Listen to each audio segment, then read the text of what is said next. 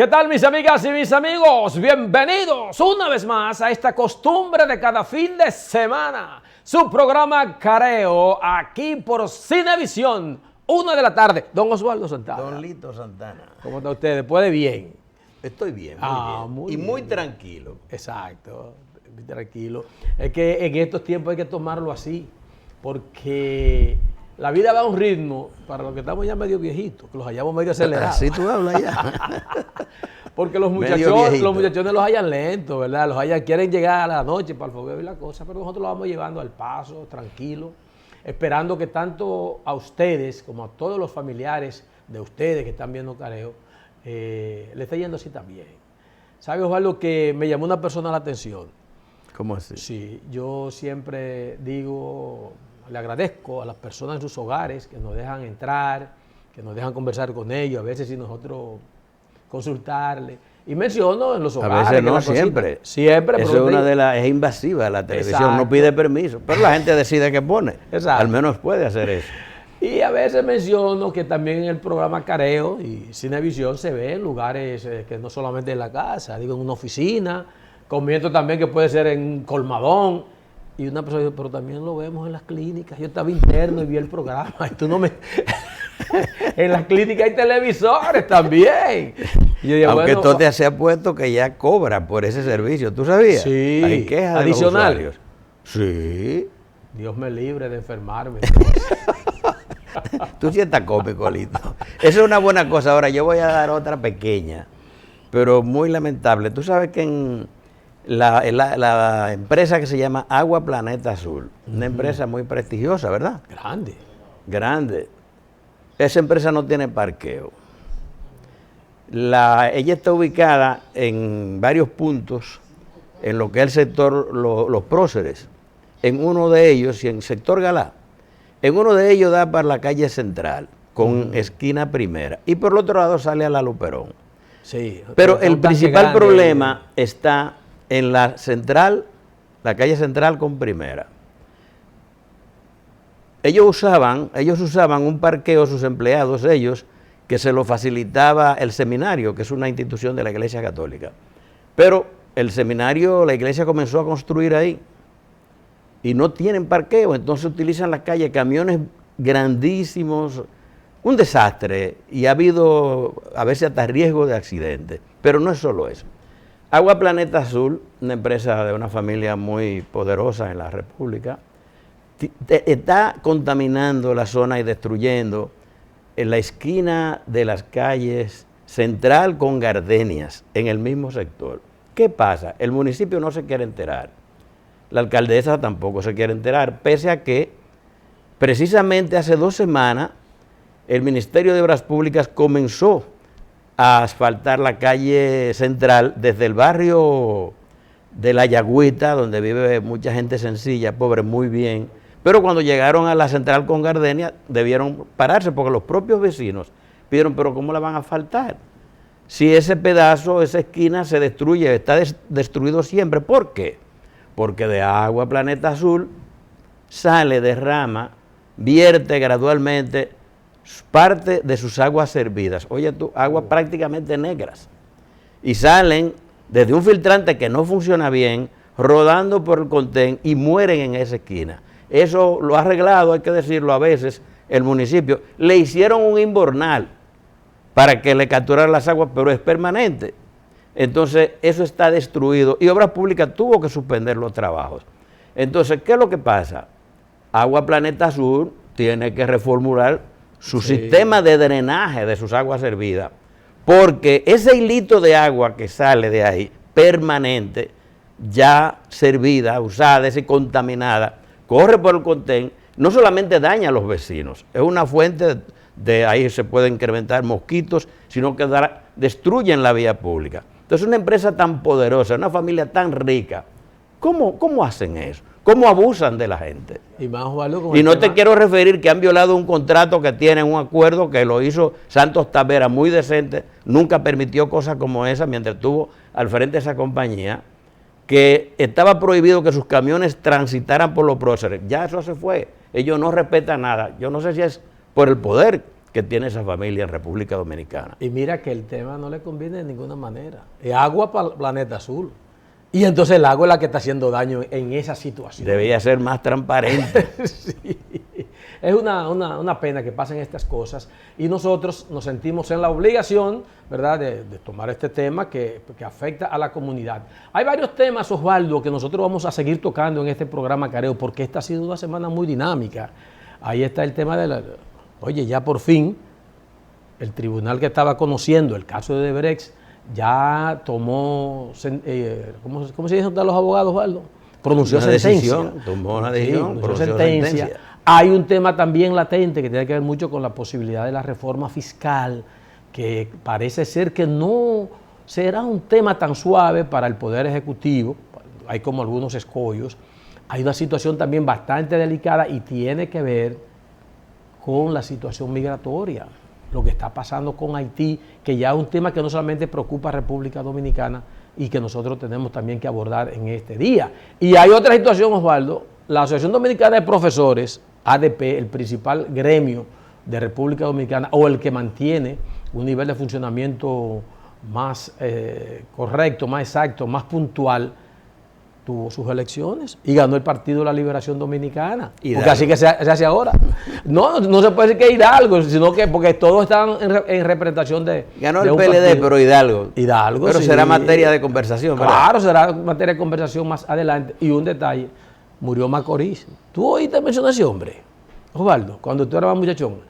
Macorís, el hombre aquel de la famosa banda colorada. Yo sufrí la banda. Hoy volvemos en breve con más comentarios en este su programa Careo. No se mueva de ahí.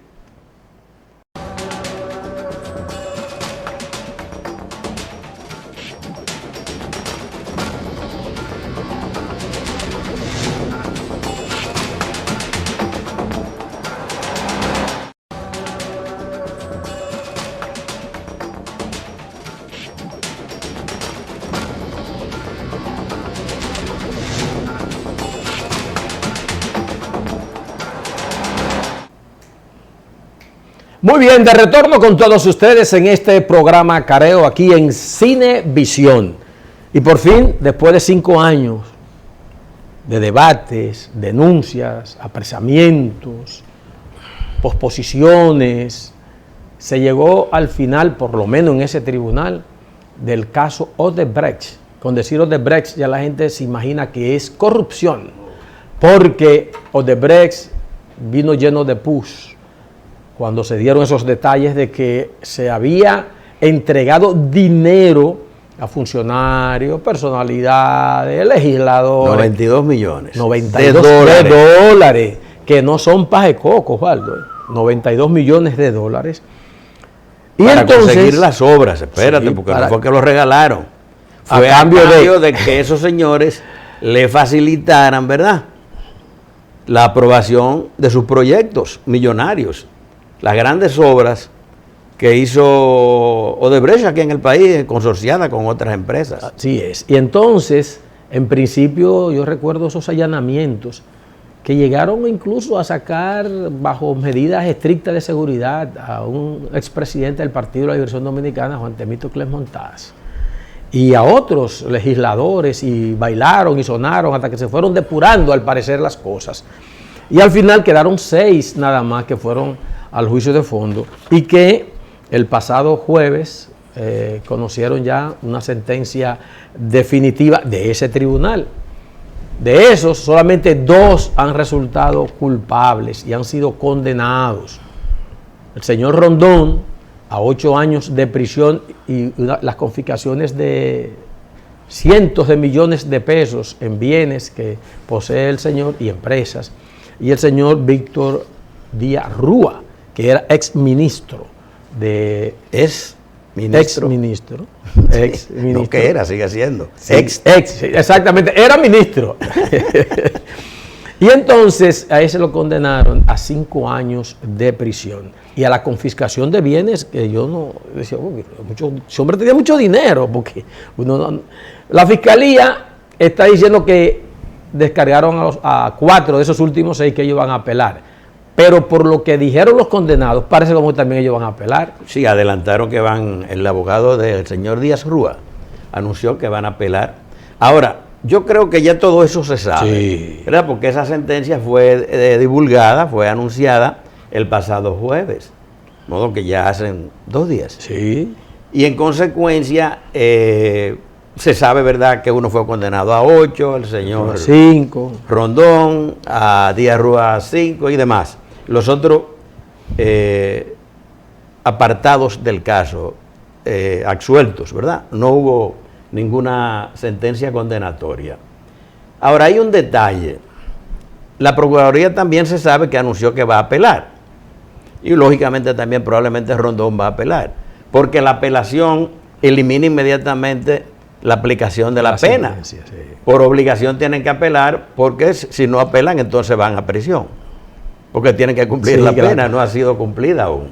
Pero yo creo que un elemento a considerar es que precisamente esta semana el titular de la Procuraduría Anticorrupción, el licenciado Wilson Camacho, hizo una advertencia y dijo: el caso de Brecht no termina con el procesamiento de Ángel Rondón, Víctor Díaz Rúa, Andrés Bautista y demás.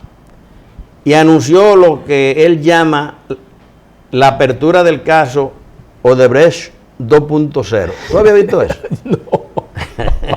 Él anunció una nueva fase de investigación. Casi. Y dijo, eso casi no se le hizo caso. Dijo César Sánchez, Temístocles Montaz, Julio César Valentín, Radamés Segura, Máximo Ramírez, Alfredo Pacheco, el actual presidente de la Cámara de Diputados, Rudy González, el exdiputado, y Bernardo Castellano de Moya, fue alcalde de Aso también, deben poner su barba en remojo.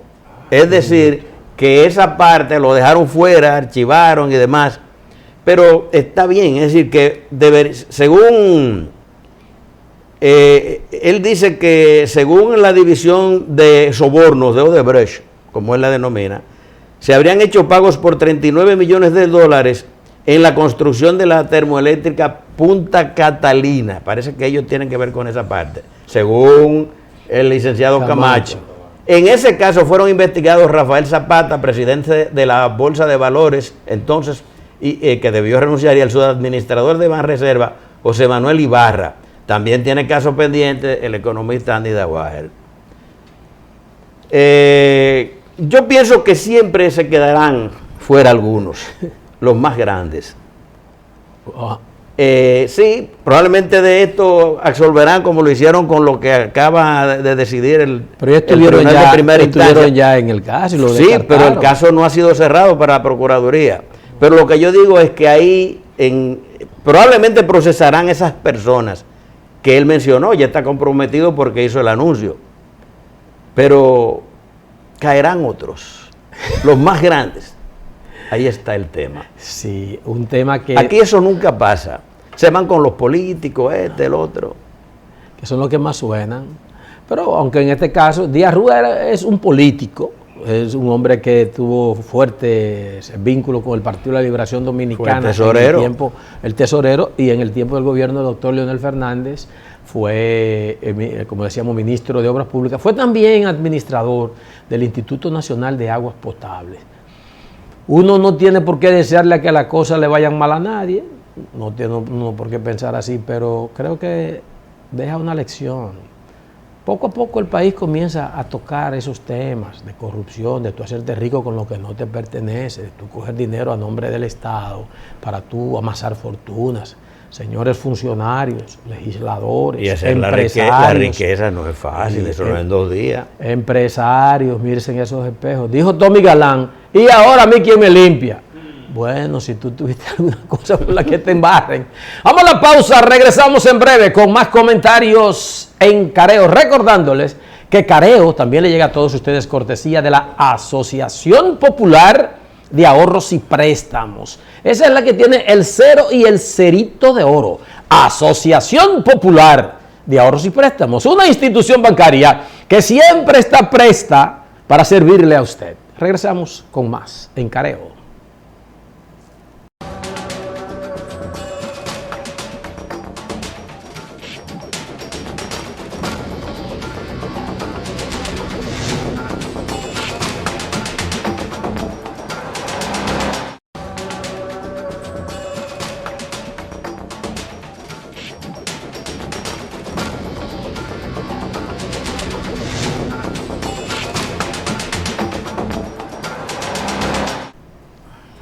Muy bien, estamos retornando con todos ustedes en Careo, reiterándole que es un gran placer que nos permitan llegar a través de sus televisores y compartir con nosotros estas ideas.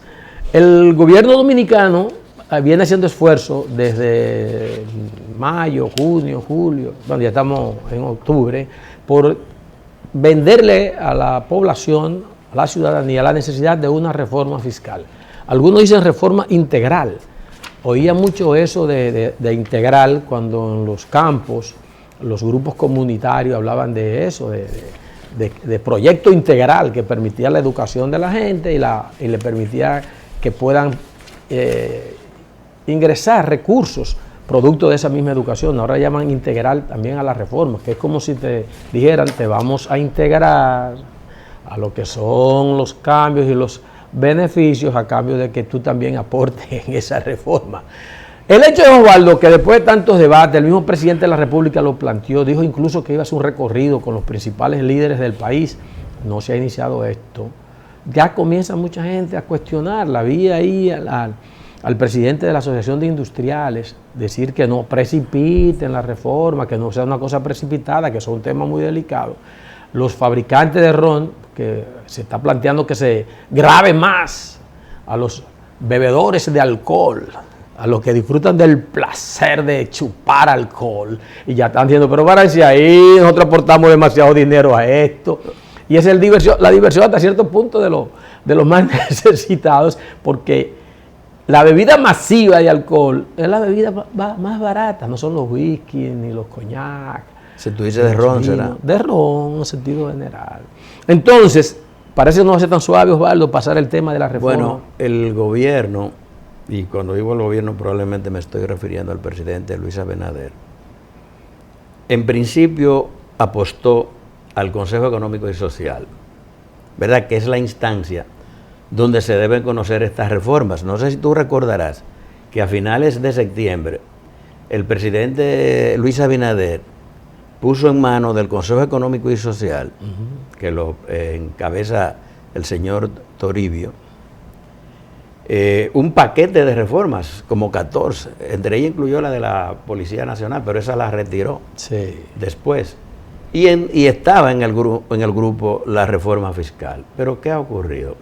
Poco después, la primera semana de este mes de octubre, el presidente Abinader no anunció que la retiraba del Consejo, pero sí comunicó que iba a trabajarla con el liderazgo político, que visitaría a los líderes políticos, obviamente imagino que la oposición, porque el PRM lo tiene agregado, no tiene a quien visitar porque el presidente no es su secretario administrativo. Es su secretario administrativo y son parte del gobierno, de modo que a la oposición, para decirlo en una sola palabra.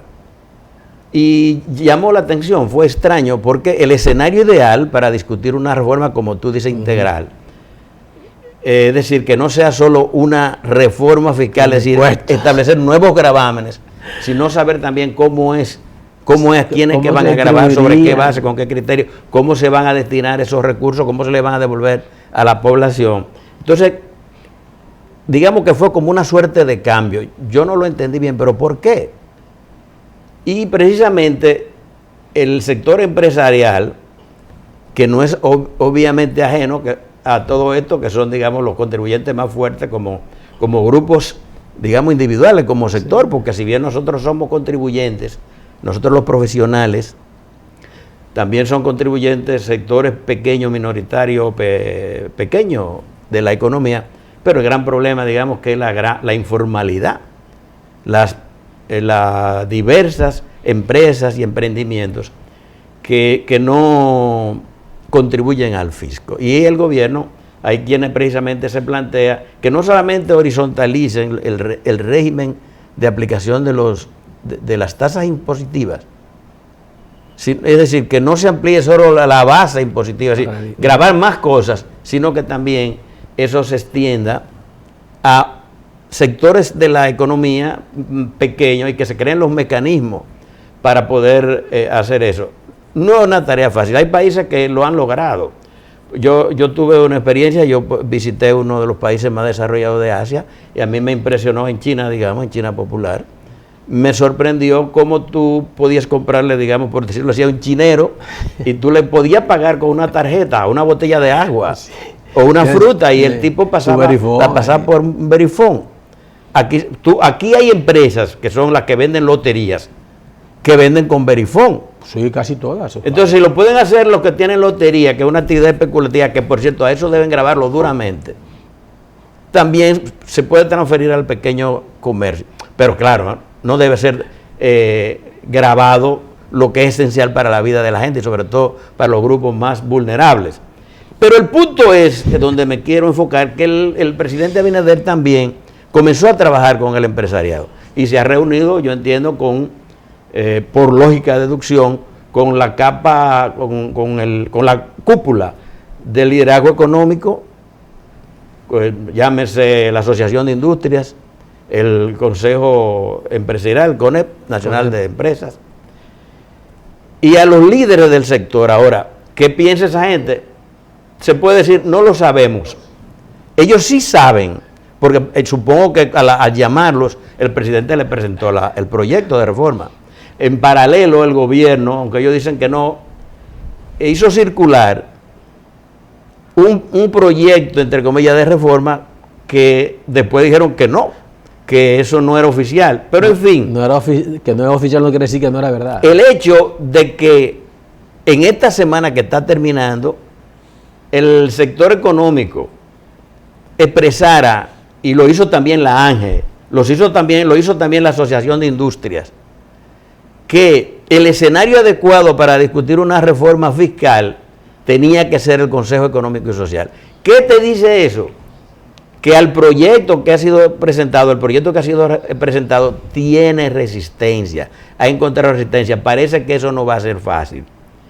Y ocurre después de una semana que fue algo difícil desde el punto de vista político y de lo que es la percepción de seguridad pública, los eventos que tienen que ver con el mundo global, muchos factores que incidieron en el país, en la economía, y digamos que si se plantea como una urgencia para financiar el proyecto de presupuesto de 2022, habrá problema, porque eso no se puede resolver en cuestión de días, a no ser que la metan a la cañona, la aprueben por mayoría, que no sé si la tendrán calificada en el Congreso, y entonces se genera un gran descontento, no solamente de los que más tienen, sino de los más pobres. Y eso puede ser peligroso. Creo que este tema puede precisar de otro comentario. Regresamos en breve con más comentarios, naturalmente, aquí en su programa Careo.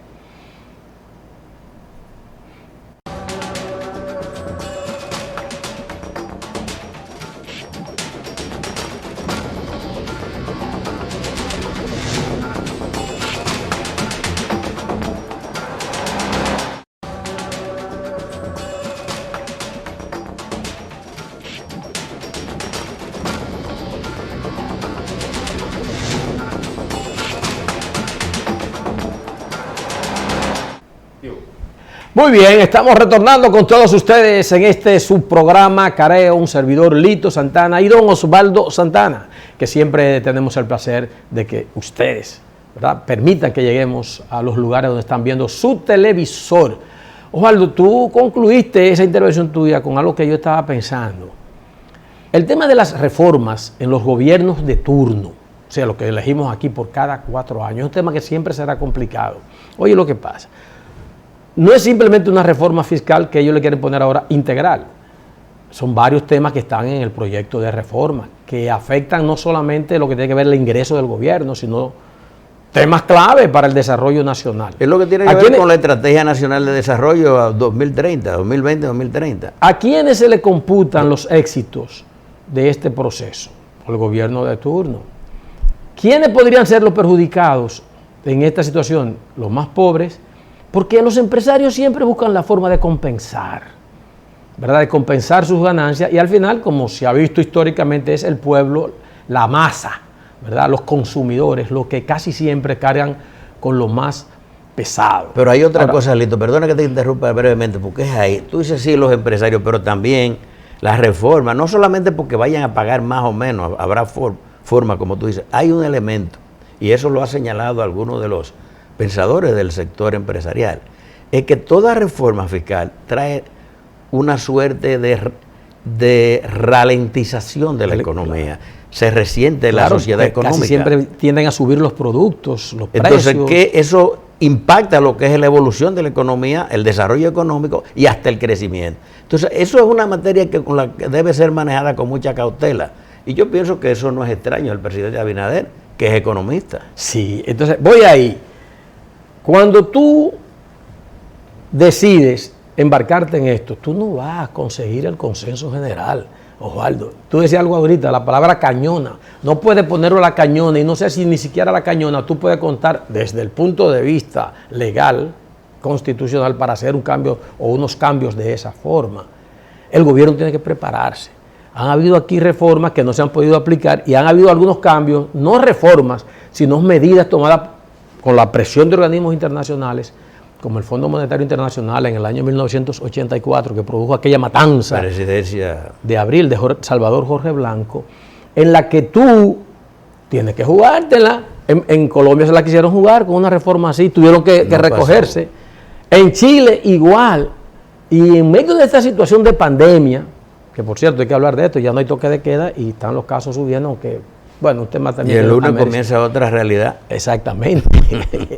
Entonces, juega, porque si ustedes van a disfrutar de los cambios de una reforma, no crean que la oposición se lo va a facilitar. Pero el eje fundamental, Lito, es que realmente debería tratarse dentro del conjunto de reformas. La seguridad social, que tiene que ver con los planes de retiro, los planes de seguro de salud, lo que son la calidad de los servicios, el problema del sector eléctrico. Se supone que a un consenso, pero ¿qué ha pasado después? Se está aplicando el acuerdo. Entonces todo hay que verlo dentro del conjunto de reformas, no de manera marginal. Entonces habría que ver, por ejemplo, la reforma de la seguridad social. De eso no se habla, pero eso es clave, es fundamental, eso es la vida de la gente. Porque cada vez los servicios de salud son más costosos, son más caros, son insostenibles en este caso, sobre todo para la clase que paga, el sector que paga los seguros. No tanto para los sectores más bajos que tienen una tarjeta subsidiada y que han ido a los hospitales y ahora tienen, digamos que más derecho de reclamar porque tienen una tarjeta que le permite recibir el servicio. Es decir, la sociedad entera tiene que entrar a la negociación de las reformas, no de una reforma. Por eso se habla de la participación del Consejo Económico y Social, porque a veces pensamos que solamente son los políticos los que tienen que tener el mayor nivel de incidencia. Pero hay en otros estas temas, cosas. Lito. Sí, hay otros temas, pero yo creo que tenemos que ir primero a otra pausa comercial para regresar con otros comentarios aquí en este programa Careo. Regresamos en breve con más.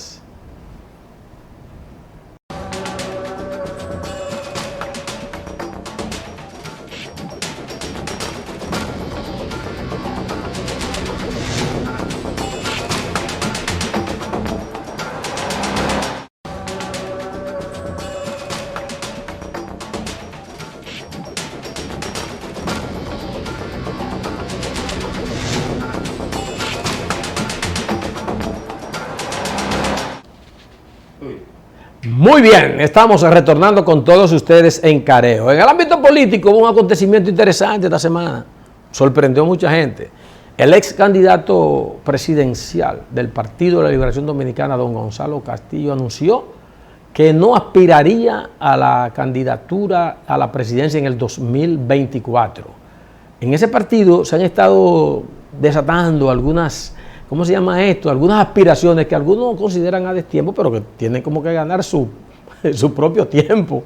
Y está en esto la ex vicepresidenta de la República, Margarita Cedeño. También está Domínguez Brito, un ex senador y ex procurador general de la República, miembro del comité político del Partido de la Liberación Dominicana. En algún momento se mencionó a Carlos Amarante Baret, pero el que está también tirado a la calle al medio es Abel Martínez, actual alcalde de Santiago. Con el anuncio de Gonzalo que no va, deben estar contentos ellos, Osvaldo, ¿verdad? Bueno, todavía esas precandidaturas van a ser oficializadas, pese a la advertencia de la Junta y todo aquello, van a ser oficializadas a fin de este mes. Ahí van a quedar todos autorizados y yo pienso que cuando eso ocurra tú no podrás agregarte como precandidato. Ya esos serán los precandidatos. Tiene que estar avalado por Ahora bien, central, lo que quiero señalar que al ocurrir eso, el PLD cierra este fin de semana, yo pienso que contento, por la victoria de Hidalgo.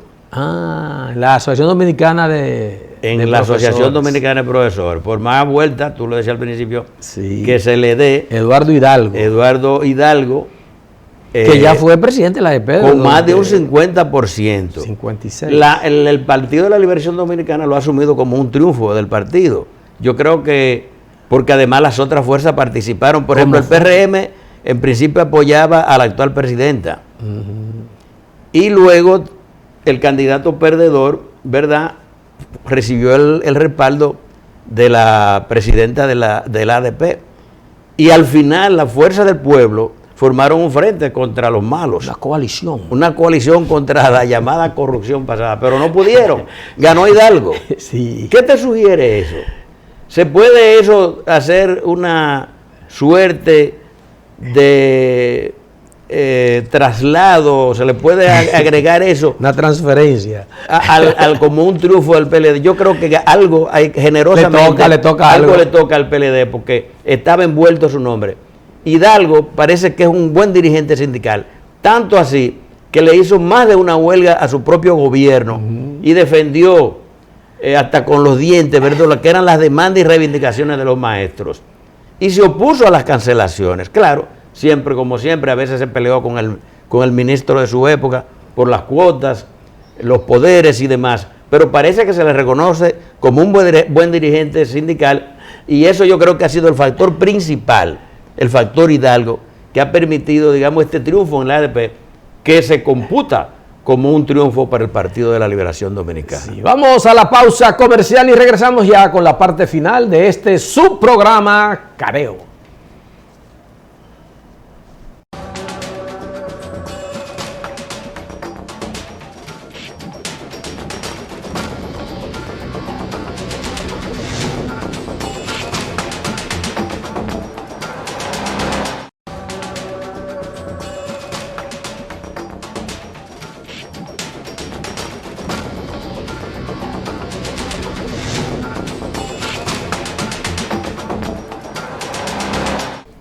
Muy bien, estamos retornando con todos ustedes ya en la parte final de este programa Careo. Osvaldo, una semana trágica, como han sido las otras que las han antecedido, con muchas violencias, unas veces por parte de los miembros del Cuerpo del Orden, de la Policía Nacional o de personas vinculadas a militares, pero en este caso, un saldo muy lamentable con muerte de ciudadanos. Niños, incluso como el caso de Moca, Osvaldo, de una niñita que dicen que estaba hasta dibujando una tarea en la galería de su casa y un tiroteo entre bandas, según las versiones policiales.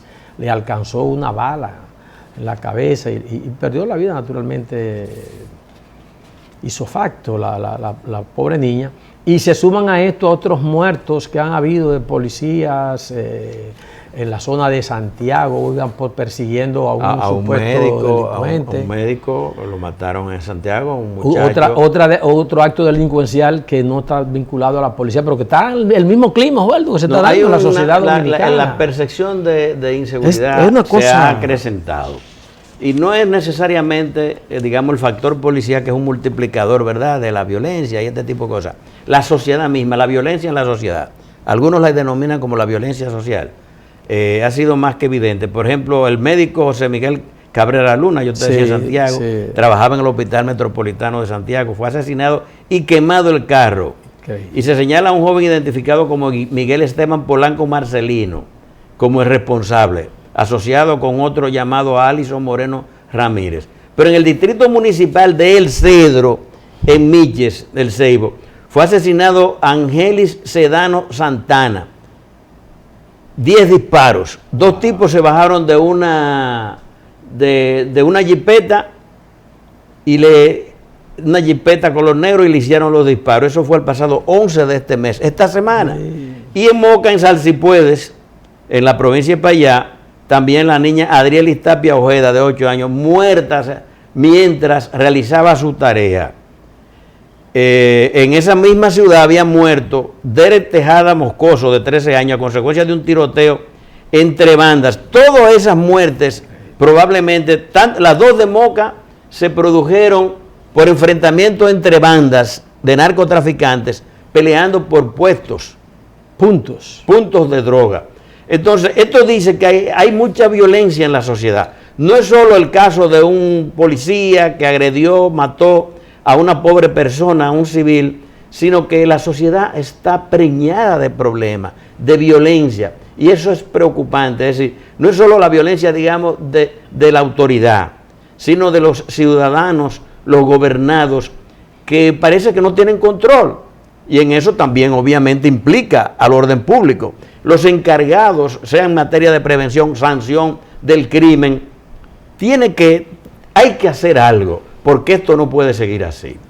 Y entiendo que muchos sectores también están clamando que los cambios en los estamentos de persecución del crimen, la misma sociedad dominicana, los mismos partidos, el Estado, tienen que hacer una gran alianza para ver si esto puede detenerse. Se nos ha acabado el tiempo, mis amigas y mis amigos. Muchos temas se quedaron, como la semana que viene termina ya el asunto de la emergencia y se abre todo, el toque de queda. El lunes, pero se están apretando. Y muchas medidas y se incrementa el COVID también. Y se están tomando previsiones que son importantes, como el prohibir que no se entre a los lugares, prohibir que se entre a los lugares si no tiene su tarjeta de vacunación.